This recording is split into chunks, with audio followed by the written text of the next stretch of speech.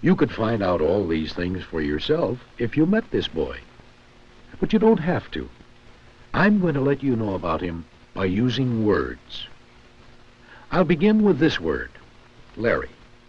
It tells us the boy's name, so I call it a naming word. A person's name, even your own name, is a special kind of naming word. It starts with a capital letter. Many other naming words, for instance, some words I'll use to tell about Larry, don't begin with capitals. Of course, you already know Larry is a boy. Boy is another naming word for him. And did you know that Larry has a sister, and that he is her brother? And here's Larry's father. Larry is his son. That's another naming word.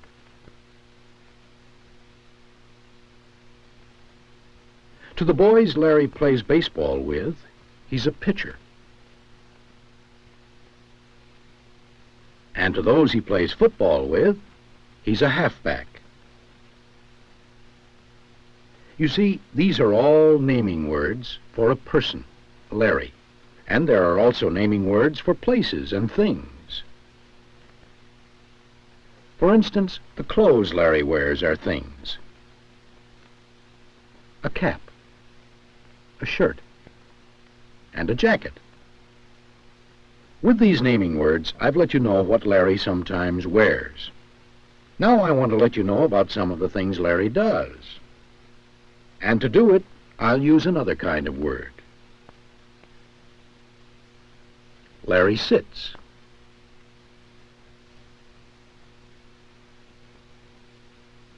He reads.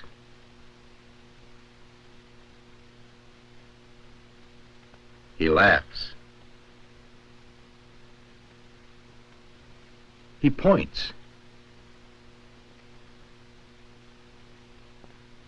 He hops. I call these words doing words. They don't name people, places, or things, but they tell about actions, what someone or something is doing. I can let you know more about Larry by using doing words along with naming words. For instance, Larry runs. Larry is a naming word. It tells part of an idea. Runs is a doing word. It tells another part of the idea. The two words together tell the whole idea, and other naming and doing words go together in the same way. For instance, you remember Larry is a halfback. That's a naming word. A halfback kicks. He sometimes throws. And once in a while, he even falls. Each of these doing words is an action word that goes with the naming word, halfback, to tell an idea. Remember, a short time ago you knew nothing about Larry. Now, by using words that name and words that do, I've let you know quite a lot about him, about what he likes to do, and even something about his family. And there are some other things I can let you know about Larry and about these two kinds of words. For instance, here is where Larry lives. Here is his bed. That's a naming word. And here is his football, another naming word. And here are his toys, still another naming word. But wait, this naming word is different from others we've seen. It ends with the letter S. S added to the naming word lets you know that Larry has more than one toy. I'd also like you to know that Larry has more than one book. He has books. And he has more than one car. He has cars. So when I use naming words to tell about more than one person, place, or thing, I usually add the letter S to the ends of the naming words. This rule doesn't work for all naming words, but it works for most of them. Now I've told you about things Larry has by using naming words. And I'd like to tell you what Larry does with his things, using doing words. For instance, Larry has taken a game out, and he plays. Plays is a doing word. Now Larry has a car, and he rolls its wheels. Rolls is also a doing word. Have you noticed that both these doing words end with the letter S? When doing words end with S, it usually means that one person or thing is doing something right now.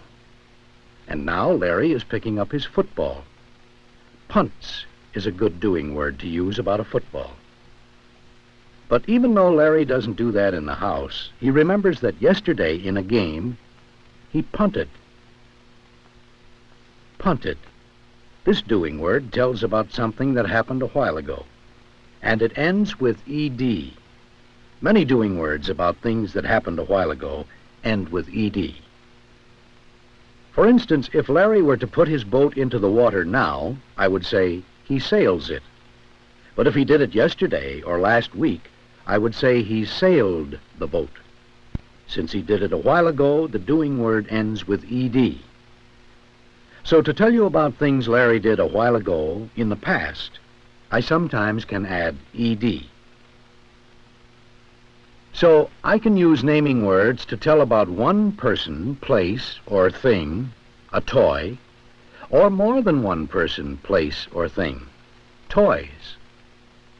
And I can use doing words to tell about things Larry does now, plays, or things he did a while ago, played. And using naming words to tell you about people, places, and things, and doing words to tell you what is happening now, or what happened a while ago, I can let you know about any place Larry may go, and anything he may see or do. For instance, Larry's sister sometimes takes him to the zoo. That's a naming word. There, he walks, and he looks, doing words. He looks at the kangaroo, a naming word. As it hops, a doing word. He looks at the lion, naming, while it eats, doing. He looks at the monkey as it swings, and the seal as it swims. There is more than one giraffe. There are several giraffes. Remember, naming words that end with S tell about more than one person, place, or thing. And here is a bear who sometimes growls. He's not doing it now, but the last time Larry was at the zoo, the bear growled. The doing word ends with ed because it happened a while ago. With other naming and doing words, I can tell you many more things about what Larry does and the places he goes. Did you notice goes is even a doing word? And Larry goes to school. He goes to the store. And the theater. And once in a while he goes to the airport. The names of all these places are naming words. At all these places, Larry learns,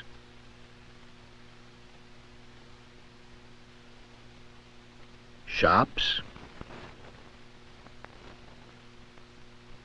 eats,